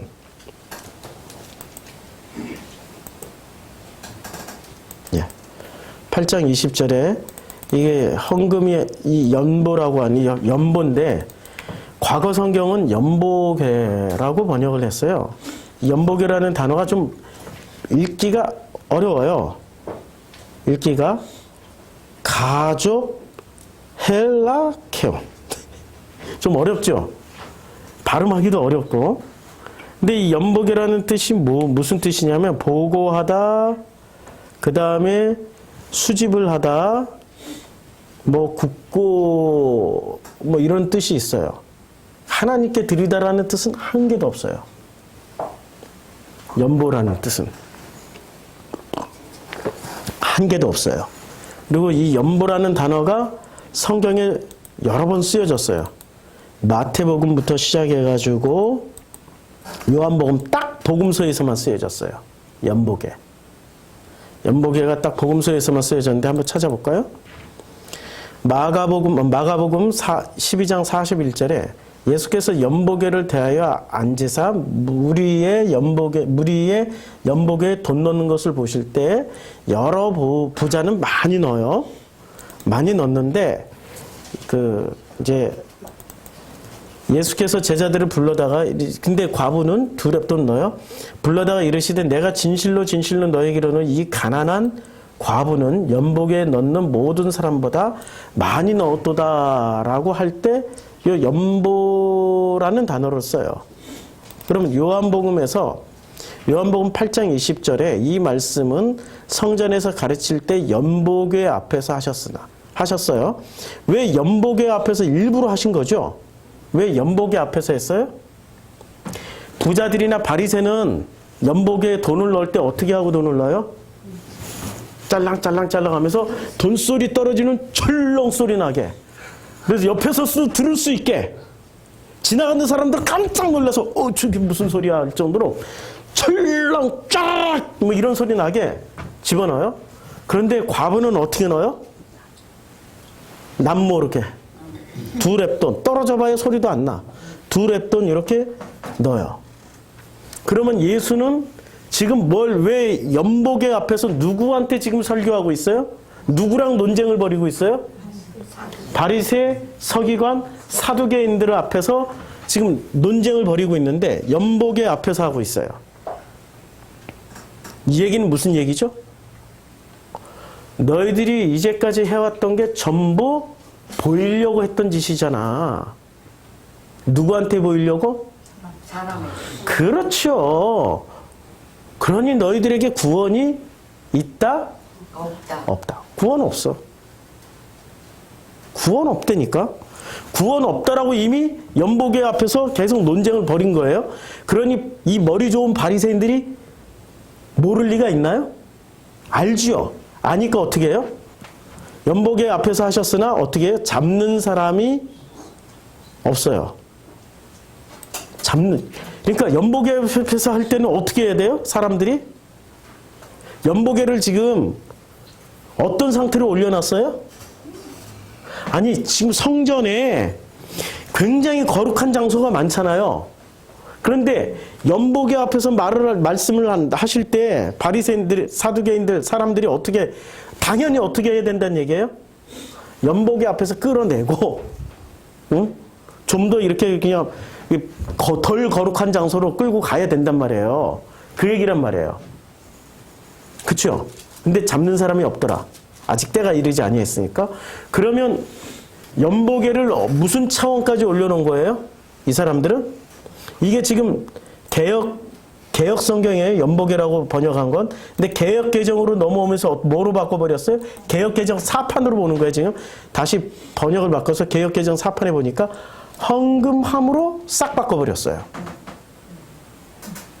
그러니까 바리새, 서기관, 사두개, 제사장들은 연복회를 지금 어떻게 하고 있어요? 올려놨죠? 높여놨죠? 지금 한국교회는 연복회를 뭐로 번역을 해버렸어요? 헌금. 어떻게 해놨어요? 헌금으로. 올려놨죠? 올려놨어요, 지금. 지금 이게 2000년 전 예수님 논쟁, 예수님 대 바리새 논쟁이 아니라 지금 진행형이란 얘기예요. 자, 21절. 그래서 예수께서 다시 말씀을 하세요. 내가 가리니 너희가 나를 찾다가 너희 죄 가운데서. 내가 가. 근데 내가 가고 난 후에는 그때서 너희가 나를 찾을 거야. 근데 아무리 찾아봐야 너희는 죄 가운데서 죽을 거야. 왜냐하면 내가 가는 곳에 너희는 절대로 못 와. 왜 절대로 못 와요? 왜 절대로 못 오냐면 너희는 아래에서 났기 때문에, 나는 위에서 났기 때문에. 너희는 아래에서 났고 나는 위에서 났다. 이것이 이원론으로 비칠 가능성이 무지 높은데 아니고요. 창세기 1장에 보면, 자, 셋째 날, 자, 이제 둘째 날 하나님이 궁창을 만드세요. 그렇죠? 그래서 궁창 아래의 물과 궁창 위의 물로 나눠요. 자, 그러면 원래 물이 하나였어요. 자, 원래 물이 하나였어요. 창세기 1장에 따르면 셋째 날에 이제 이게 물이 형태가 이렇게 됐다고 쳐요. 근데 여기다가 뭐를 딱 놔뒀어요? 궁창. 이게 궁창이에요. 그리고 궁창을 만드니까 윗물은 어떻게 돼요? 윗물들끼리 모여요. 위에 그냥 궁창에 어떤 게 윗물인지 아랫물인지 서로 섞여 있었는데, 그러니까 원래 나누기 전에는 윗물 아랫물이나 어떤 물이에요? 같은 물이에요. 같은 물인데 딱 나누면서 위에 있는 물은 위에 있는 물끼리 모이고 아래에 있는 물은 아래에 있는 물끼리 모였어요. 원래 같은 물이에요. 그런데 위에 있는 물을 뭐라고 불러요? 윗물. 아래에 있는 물을 아랫물. 그러면은 아랫물을 통해서, 원래 같은 물이니까 아랫물을 통해서 뭐를 알 수 있어요? 윗물을 알 수 있고, 윗물을 통해서 아랫물을 알 수 있죠. 나를 알면은 뭐를 알 수 있어요? 우주를 알 수 있고, 우주를 알면은 나를 알 수 있고, 내 안에 답이 있고 내 밖에 답이 있고. 그런데 내 밖에 답을 찾으러 다니면은 영원히 헤매야 되고, 내 안에서 답을 찾는 게 상대적으로 훨씬 더 쉽다. 왜냐하면 관계 회복을 하는 순간부터 내가 답이니까. 내가 답이라는 게 믿어지세요? 아버지가 거룩하니까 나도 거룩하다는 게 믿어지세요? 아멘. 다시 한번 보여드릴까요? 시간 지나도 다시 한번, 물이 부족해서 다시 한번 보여드릴게요. 아버지가 나라는 존재에 이렇게 거룩을 계속 부어주세요. 언제까지? 영원히 흘러넘치게. 영원히 흘러넘치게 부어주세요. 믿어지십니까? 이렇게 하는데 문제는 요한복음에 요 바리새 사두개인들의 요 뇌구조가 문제야. 이 뇌구조가 자기들은 철저하게 어디에 물을 마시고 있다고 생각을 하고 있어요? 윗물. 그럼 윗물 먹으면 아랫물도 소중하다는 거 알겠죠? 그렇죠? 그런데 실제로 이 사람들은 무슨 물 먹고 있었어요? 아랫물 먹으면서 윗물을 먹는 줄 알고. 윗물을 먹는 게 아니라 윗물을 혐오하고 있어요. 예수를 혐오하고 있잖아요. 예수를 싫어하고 예수를 판단하고 있잖아요. 윗물을 부어줘도 윗물을 마시지 않고 윗물을 혐오하고 판단하고 싫어하고 있어요. 왜 싫어요? 안식을 안 지켰다고. 이유는 딱 그거 하나야. 안식을 안 지켰다고. 저 사람 기분 나빠. 왜 기분 나빠? 안식을 안 지켰다고. 예수님이 안 지켰다고. 우리 사이에도 그렇잖아요. 진짜로 믿고 사랑해줘야 되는데 뭐를 안 지켰다고? 내가 열심히 하고 있는, 내가 정말로 잘하는 것을 쟤는 못해. 그래서 어떻게 해요? 판단해버리잖아요. 전부 다 자기 잘하는 거 하나 가지고 나머지를 다 판단해버리잖아요. 그게 누구라고요? 바리새, 서기관, 사두개인이지만 그게 누구라고요? 지금 치면 나. 그게 바로 나라고. 그래서 너희는 아래에서 났고 예수는 위에서 났어요. 너희는 아래를 이 세상이라고 얘기를 해요.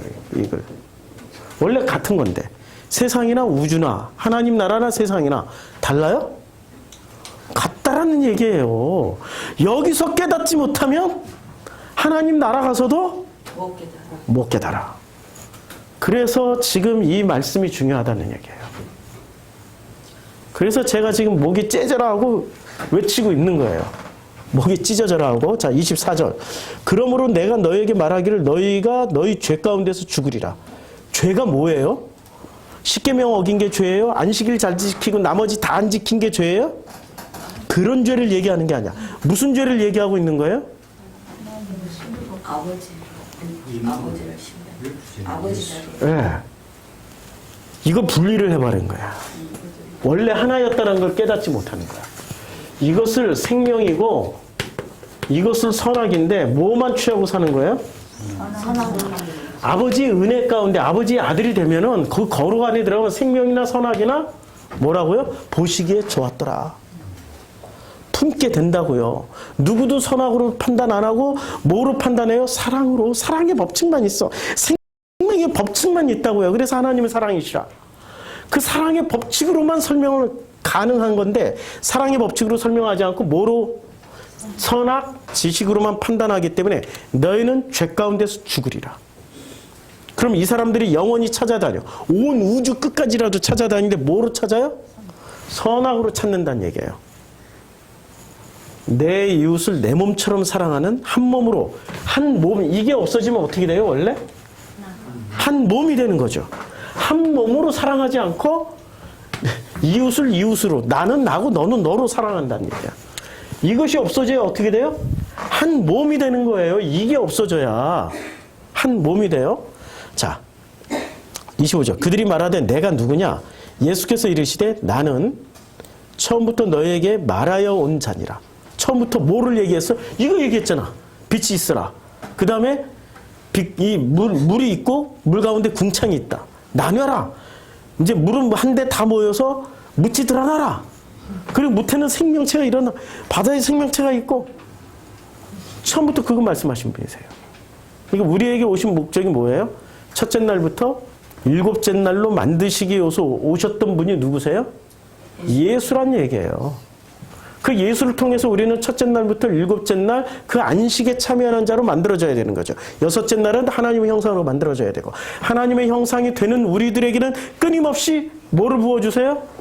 영원한 생수를, 그 거룩을 부어서 끊임없이 우리에게 주십니다. 26절, 내가 너희에게 대하여 말하고 판단할 것이 많으나, 판단 안 한다고 했는데 판단하신다고 그랬잖아.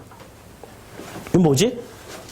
나는 판단, 8장 26절에, 아니 8장 15절엔 나는 아무도 판단 안 해 라고 했는데 26절에 나는 판단할 것이 많아. 많으나 그러나 나를 보내신 이가 참되시면 내가 그에게 들은 그것을 세상에 말해. 그러니까 판단할 게 엄청 많지만 판단을 안 하고 뭐로 해요? 그냥 말씀만 전해주고 가신다는 얘기예요. 그렇죠? 왜요? 27절. 아버지를 가리켜 말씀하고 있기 때문에. 예수의 목적은 판단하고 너희들이 잘못됐고 무엇을 뒤집어 엎는 게 목적이 아니고, 목적이 오직 뭐였어요? 아버지를 가리켜 말씀해 주신 거예요. 그 아버지하고 관계 회복하라고 말씀하시는데, 이 간단한 얘기를 전부 다 어떻게 알아들어요? 복잡한 자기네들의 뇌구조로 알아들어. 선악이라는 뇌구조로 알아들어. 그러니 깨닫지 못하는 거죠. 나는 어디서부터 와서 어디로 가는지를 알아. 그런데 너희는 그거 알고 있어? 어디서부터 와서 어디로 가는지 알고 있냐고. 알고 계세요? 그럼 됐어요. 그러면 주님이 약속해 주신 거 있죠? 영원히 부어주세요. 네. 거룩한 옷을 입혀주세요. 이미 관계 회복하는 순간, 양자 입양증명서, 혼인서약서 쓰는 순간, 그건 혼인서약서는 내가 결제하는 거야. 그치요? 그런데 양자 입양증명서는 아버지와 세상과 체결해버려요. 그럼 우리가 성장했어. 이제 자녀로서 성장했어. 그 다음에 뭐를 계약 체결해야 돼요? 그렇죠. 거기까지 하면은 이제는 계시록에 약속하신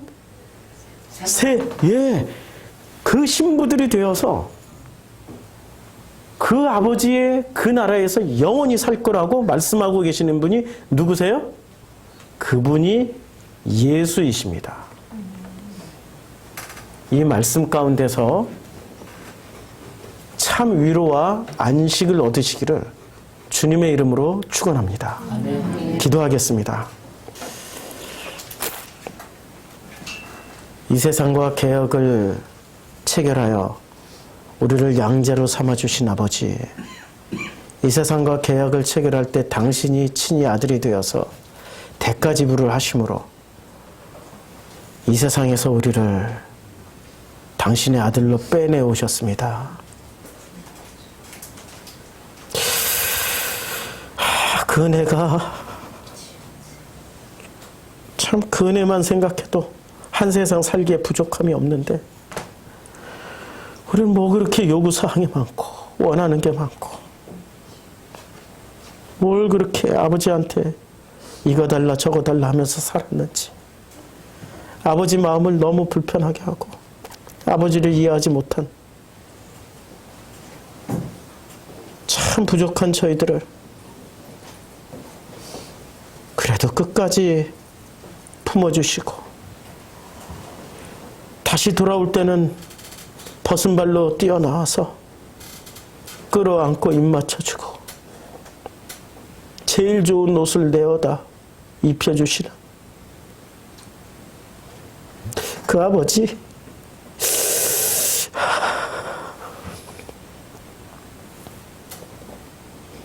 그 아버지를 날마다 만나며 살 수 있는 저희들로 축복해 주심을 감사드립니다.